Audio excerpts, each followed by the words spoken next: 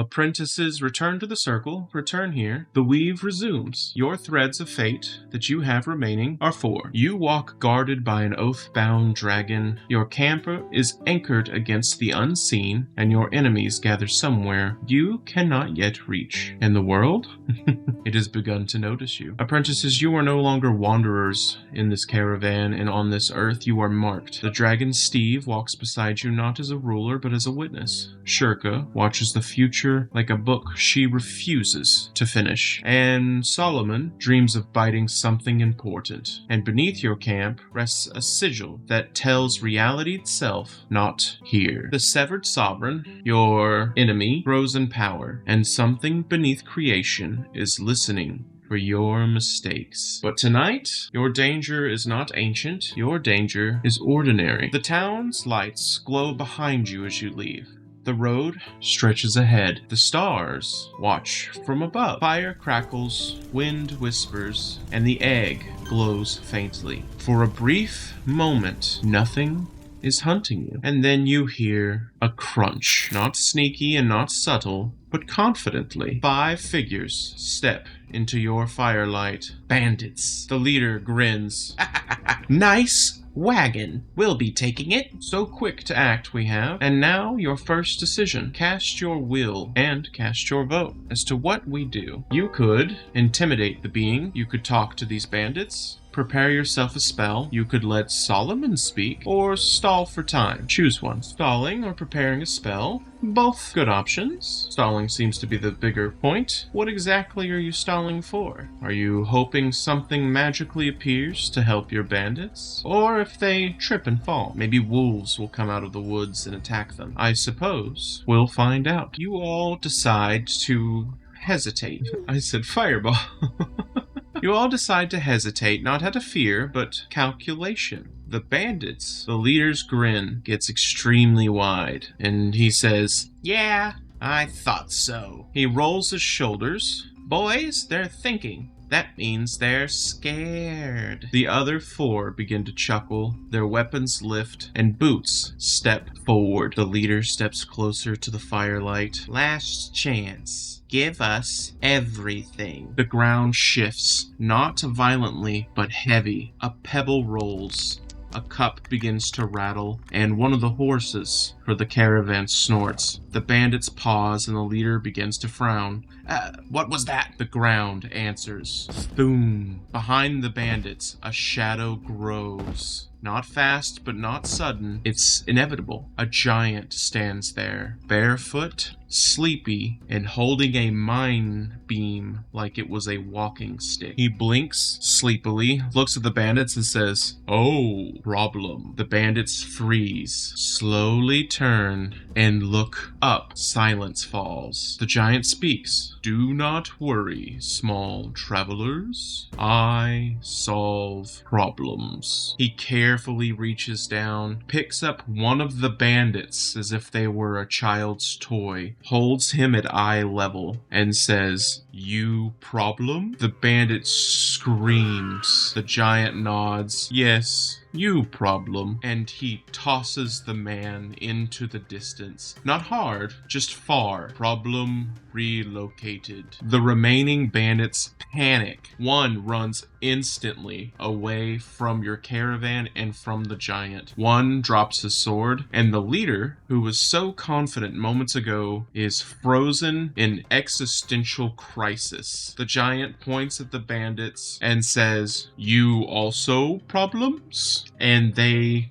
run. They run as quickly as they can. And you, apprentices, stare. This giant looks at you, and when he does, his eyes are glowing faintly. Magic, maybe? And he says, "Oh, you are hunted ones." Steve, in his human form, says, "Stone Seer," and the giant smiles warmly and widely. Polite dragon. Now, options befall you with this new giant has appeared and almost instantaneously looked at you and realized that you're being hunted by something from outside of this world. Some options you now have, which is you could ask this giant how exactly he knows what's going on or who you are. You could ask what hunts you. Maybe he knows more than the others. You could thank him for politely helping you out with a problem. You could wonder if he knows who Steve is. He could possibly be working for Kyber, so you could hide Steve or offer this giant some food. Cast your will. Imagine thinking so loudly you woke a giant.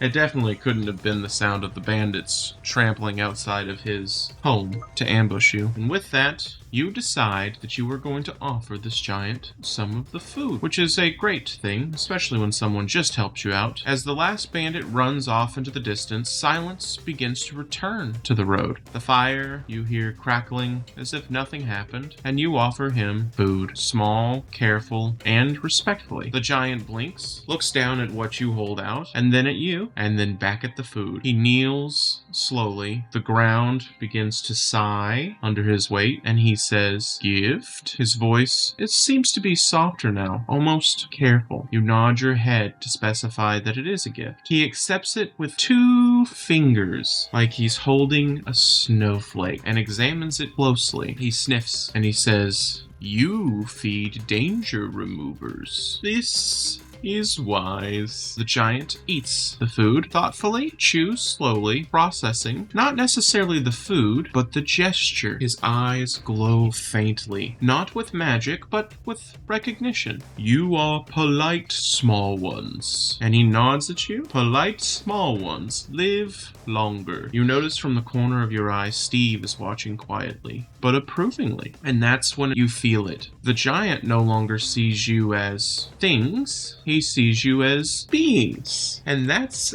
a very big change. He reaches behind him and he pulls something from a pouch that is tied to his belt. It looks like a rock, just a rock. And he hands it down carefully. "Gift back. Protection stone." As you go to step forward, Shirka leans slightly towards you and says, "I take it." The rock, in comparison to you, would be about the size of, I would say, like twice the size of a loaf of bread. Like, it's a very large rock. You're able to carry it, but it leans into your arms and you kind of like lean back. And he says, "You take. What you get from the seer is a stone of gentleness. And with this stone of gentleness, once per session, if you were to fall, be knocked back, or launched in the air, it would become harmless. You would be able to gently glide down to safety." The giant then begins to study you. His eyes seem to be focusing deeper now. His eyes also glow brighter, seeing more than just shapes, seeing threads. "Yes, you are loud tomorrow." He leans even closer to you where you can smell his breath, which smells faintly of sulfur, rock, moss. Regardless, he very gently says, "Something very old is looking for you." After he says this, you see Steve lowers his head slightly out of respect, not fear, and Steve says, "We know." The giant says, "Good. Knowing prevents surprise," as he places his fingers on his head like he's thinking. "Knowing prevents future surprise." So, you have offered food to a giant, and he has accepted it and given you a rather large rock as a gift. He seems to be willing to discuss things further with you, and he was even kind enough to warn you that you were being hunted by something, even when he did not know that you were aware of it. So, he was kind enough to do that. With that, you now have an opportunity to ask this giant some questions. Your choices are, you can ask, "What do you see when you're looking at us? What is chasing us? What's in that big mine next to us?" Or ask him about dragons. Cast your will. But of course, what is chasing us? You're well aware of what is chasing you. You know it's the severed sovereign, but does he know that? It's a great way to test if he's already familiar with what's going on. Or you could definitely ask what's in the mine. Considering his breath smells like sulfur and rock, maybe he's been in there. He's also using a mind beam that's used to stabilize mines when they're being carved out is a walking stick, so that's also a good question. But we have moments left and a decision must be made. A tie won't do. So, what is chasing us? What's in the mind? And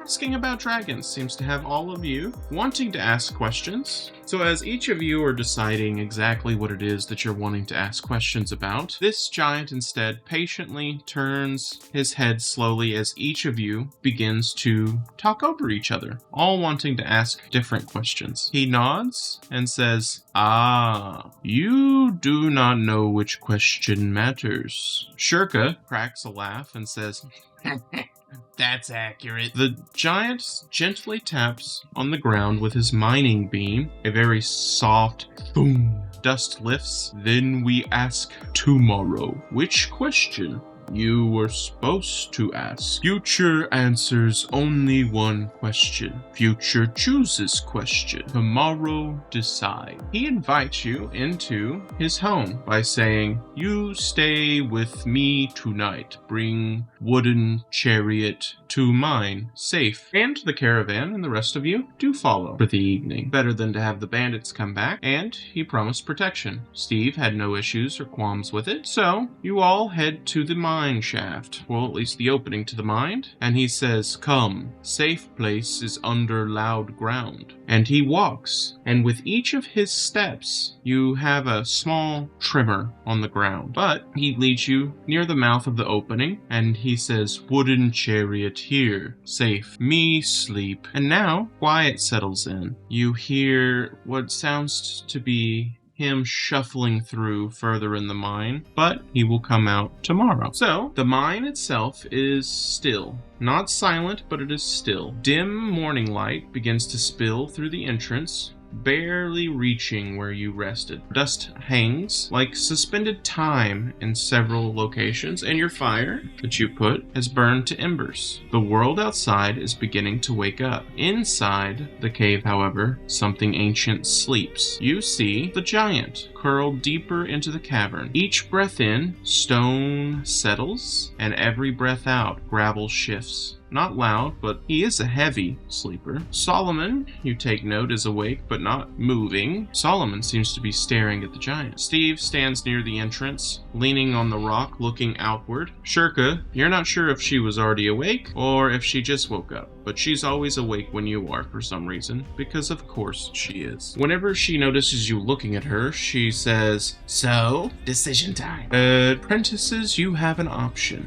Do we leave before he wakes, or do we wait for the giant to finish streaming? Cast your will." Leaving without a word might be rude. Waking him could be dangerous. Staying could be wise. All of these are options. You even hear Steve, who seems to notice what y'all are thinking, and he says, "He's not pretending to sleep. He truly rests." And you hear Shirka say, "Yeah, but Sears dream real loudly." Exploring the mine while he sleeps is definitely an option. Seems to be the one that you wish to do. And the choice was made. Perfect timing. So, apprentices, you decide to choose one of your favorite spells that has definitely not caused any problems at all in any of your adventure. You chose to cast Curiosity. So you step further into the mine. The light begins to fade more, the air cools down, and the walls change. It is no longer worked stone, it's older stone. This part of the mine was not dug. It was found, a natural cavern. And then the tunnel ahead is breathing. What you see is the stone ahead subtly expands and contracts, then expands again. Not as an illusion, it is not your imagination. This is movement true and true. Shirka whispers, "That's not geology." Steve's voice himself also goes quiet and says, "No, it isn't." Some things that you do take notice is there are no tool marks on this rock. Faint warmth in the stone, deep vibrations under your feet,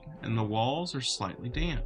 And you smell old minerals. Solomon lets out a low rumble. You turn a corner, and the tunnel opens into a chamber. Natural, massive, and at its center sits a formation of black crystal veins running through the stone like frozen lightning. They pulse faintly, slow, like a heartbeat. This stone has a pulse. Apprentices, you immediately feel magic at work. This is not treasure treasure. This is not ore, and this is not natural. This is a seal. Steve steps closer very carefully, not touching anything, but observing. His expression changes. Subtle, but serious. Ah, that explains why he lives here. Shirka folds her arm and says, "Well, he didn't choose this mine. This mine seems to have chosen him." You hear something behind you. Not loud, but heavy and slow. Oh, you hear the giant rolling over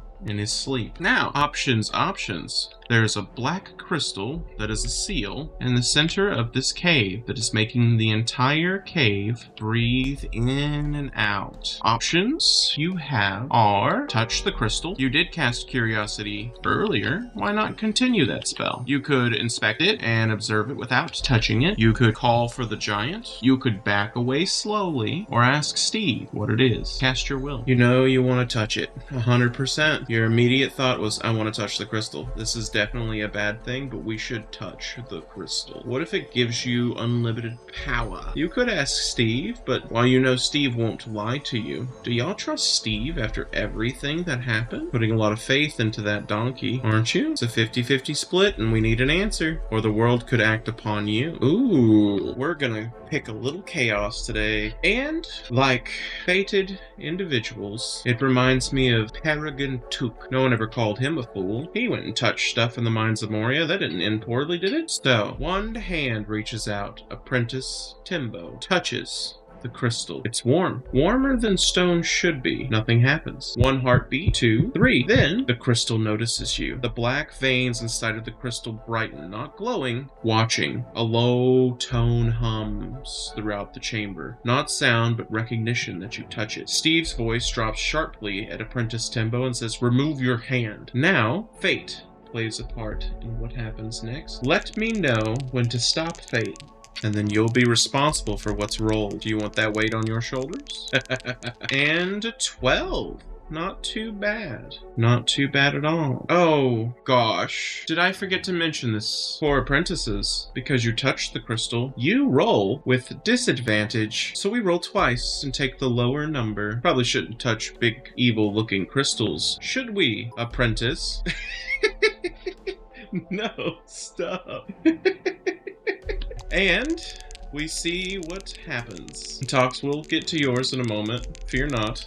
You will contribute to help, but we need to see what takes place. You did touch the big, bad thing up front, but we'll stop fate and see what comes from these first 2 rolls. And it was. So with the disadvantage rolled, you will receive the 12. And because of the additional will by bribing your DM, I will make it so that you will get the 19 instead. And it became advantage instead of disadvantage. Very good. A good roll is what we wanted there, especially after, I don't know, Apprentice Timbo was touching things he shouldn't. So, as Timbo is told to remove their hand from the crystal, before they do so, Paragon took here, the crystal is warm and listening, and the chamber itself grows heavier. The pulse inside of the stone changes its rhythm once, then a second time, and then something inside of the crystal speaks. And at that moment, Apprentice Timbo removes their hand. The voice, though, does not come from the crystal. It comes from behind your thoughts. And it doesn't seem to be threatening. And it says, "Not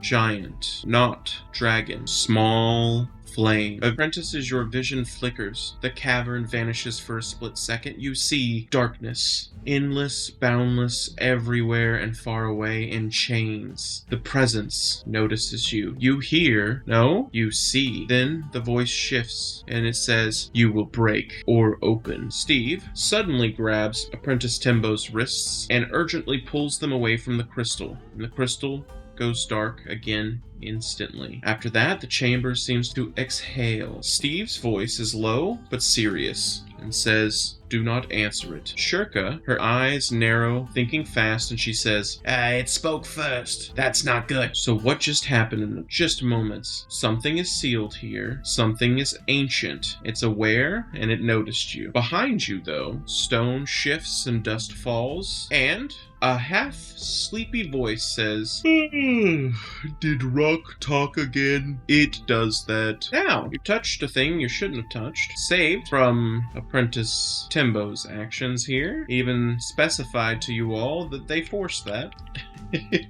You may now go and speak to the giant, if you so wish, and tell them everything that just happened. You could hide what happened and not mention it, even though he did say that it seems to speak. You could ask Steve what that was. Or, in all of your infinite wisdom, and as a DM I personally hope you choose this option, you could touch the crystal again.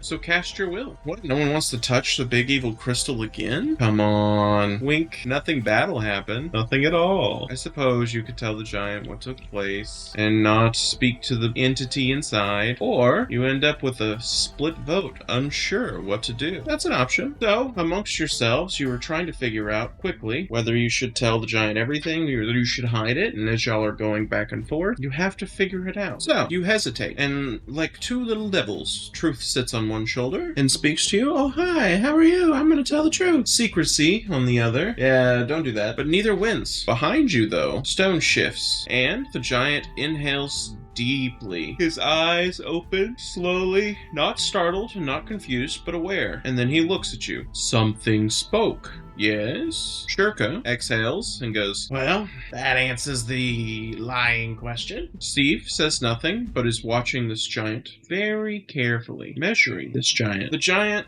shifts as he rises up from his seated position, and he is just massive in this cave. Rock does not speak to most. Rock spoke to you. He then tilts his head curiously. Why? What did it think you were? So, with indecision, you now have one new option. You didn't see what took place, but you were now given the option to either tell a lie or to tell the truth. Cast your will. Telling the truth seems to be the play. Good, especially since he knew it was speaking, and he may be blocking your exit, so probably best to tell some truth here. And the truth will set you free, so to speak. So you decided to tell the truth to the giant. Probably the best choice you could have made here. So you tell him.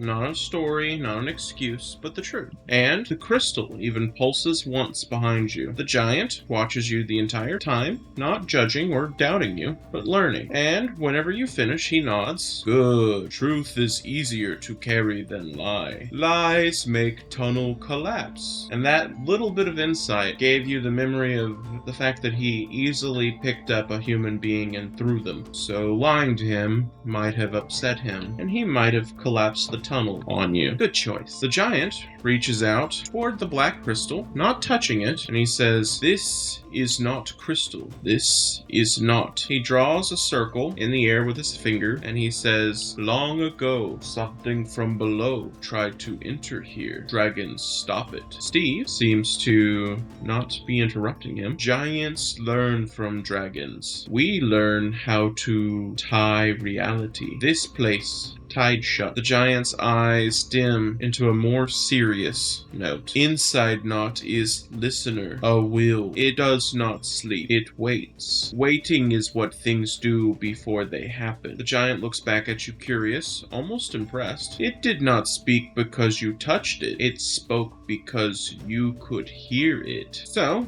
the giant stands a little straighter now. I am Thum, who listens. Stone Seer, last student of the deep choir. He gestures faintly up. Dragons taught giants. Giants taught Earth. Earth taught me. I lived with other seers once. Too loud. Too many futures shouting. Here, only one future shout. Quiet is easier to guard. Grandpa listened before me. Grandpa held not close. Grandpa ended. Now, I listen. Thune studies you. His eyes begin glowing faintly. The thing chasing you. It has same kind of will. Not same being, same hunger. It trying to become loud enough to exist. You small things are interesting. Things want to exist, are interested in you. Now that you know this giant is named Thum, and he seems to have some knowledge of these types of creatures, and he says he was taught how to bend reality by dragons. That's a unique thing. So, some questions can be asked to Thum. You could ask Thum, could it escape? It's not. You could ask if it could be destroyed, why you could hear it, what should you do about all of this, or what would happen if it wakes up? Cast your will. Good question. Thinking, how do we destroy this? Obviously, because you have something very similar chasing you. So that would be key bits of information. This is very good knowledge to have. Unanimous vote, and it seems to be wrapping up. So, you're going to ask if it could be destroyed. That's simple. It's direct. It's also dangerous information, if you know. So, you ask, can it be destroyed? And Thum does not answer immediately. Not because he doesn't know, but because he's choosing how much truth you're ready to hold. He looks at you and says, no, not destroyed, ended. Thum bends over and draws 2 lines in the dust with one finger. Destroyed means gone, and he wipes away one of the lines. Ended means, and he taps the second line, cannot continue. Will things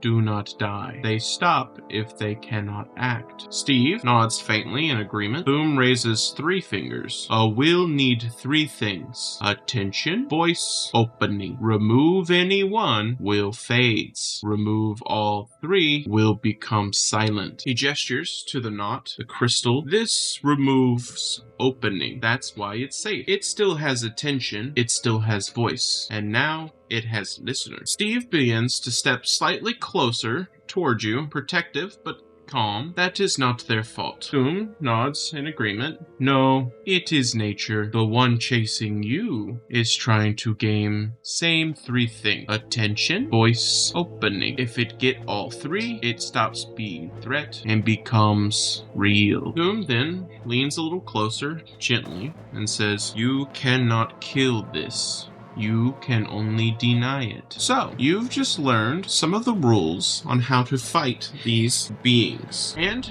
it's good to know how to defeat your enemies because that will help you protect yourself in the future. So, the crystal itself slows and the air steadies. The future, it seems, stops leaning so close to you. Thum, though, watches you patiently. Questions are heavy. Too many breaks. Small minds. He folds his hands. You should end talking soon. Before answers notice you back. So that's when you feel it. The strange pressure. Not danger, but attention. Something heard this conversation. Not here, but far away. Steve seems to sense it too, as you do. He glances toward the tunnel entrance.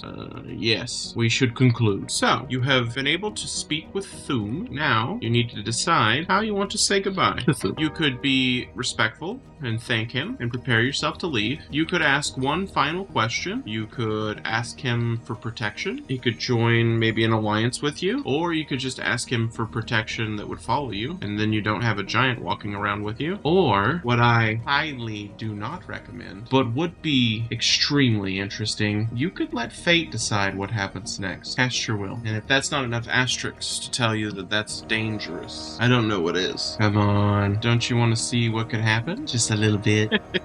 Well, it was worth a try. But you offer an alliance. Let us then be prepared for fate. Apprentices, you don't leave just yet. You instead ask Thum to join you, to stand with you, to become part of your journey. Nothing's gonna scare away bandits more than having a giant fall around a caravan. Silence, though, fills the cavern. Not empty silence, but evaluating silence. Thum blinks. He tilts his head, almost like he's studying you like a puzzle. You ask mountain to travel. Interesting. No one asks mountains to move. He places one massive hand on the ground, almost as if he's listening and feeling and consulting the stone itself. Stone says, and we let fate decide what the stone says. Let's find out. Oh my goodness. Mr. Timbo with a natural 20. Oh my goodness. The perfect roll for a moment. Oh, that's fantastic. Oh, very, very good. Okay. Thum says Earth, answer. Stop. Oh, Stone agrees. Steve's eyes narrow. That's not normal in the way that he's doing that. Earth rarely agree. Earth say, you are path. Mountains follow path. Boom shifts. The cavern subtly settles with him because of his size. Not necessarily because he moved, but because reality adjusted for him in this place. He puts one massive hand over his chest in an ancient gesture of binding. Then I walk. Shirka blinks once of just pure confusion, and she goes, well, that's new. And Thum says, I, Thum, who listens, walk with small flames until path ends. The crystal pulses once, as if acknowledging the oath that was made. Steve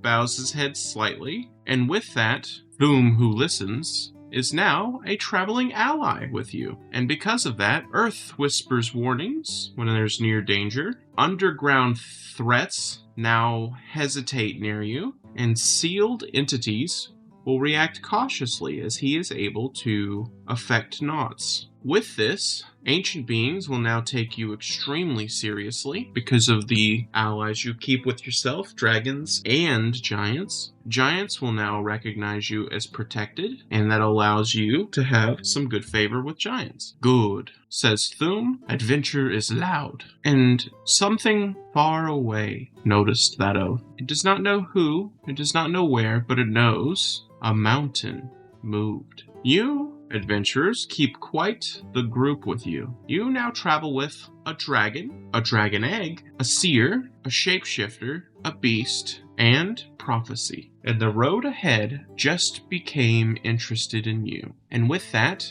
the caravan gained a mountain, and the world began to worry. Also, you have 4 Echoes of Fate to build with. So you still have some options on what you want to choose in our phase of upgrading. You could still do things where you could build a Ward of Listening Stone, which could warn you in case anything approaches with hostile intent. You wish you had that earlier before the bandits showed up. You could create a shelter for echoes, which would protect all of your Echoes of Fate from harm or theft in the future. It would cost all 4 to build this, so that's an option. You could build a Pathfinder Sigil. What the Sigil does is gives you the safest known route. So it's the equivalent of being a well-traveled merchant. You know exactly where you should travel and where you shouldn't based on some of those things. You could also build, say a giant bed for the giant, so that he has somewhere to sleep with you at camp. That's an option. Wouldn't hurt to have that, right? It's called a Giant's Rest. Go ahead and cast your will of what you want to build today. Giant's Rest seems to be overwhelmingly the favorite, which makes sense. Who wouldn't want to create a nice little spot for the giants to stay? With that, you decide to choose the Giant's Rest, which is also a bed of the walking mountain. It is perfectly sized for Thum, and it seems to be shaped out of threads as the Echoes of Fate pull out. They pull themselves apart and create a giant-sized hammock, perfectly shaped for that walking mountain. It also anchors itself to reality. When Thum is resting, now that he has this, he is able to warn you of danger before it arrives. It could vary on how soon. He could say, something's about to happen as it turns the corner, but you could get more advance notice, but it allows him to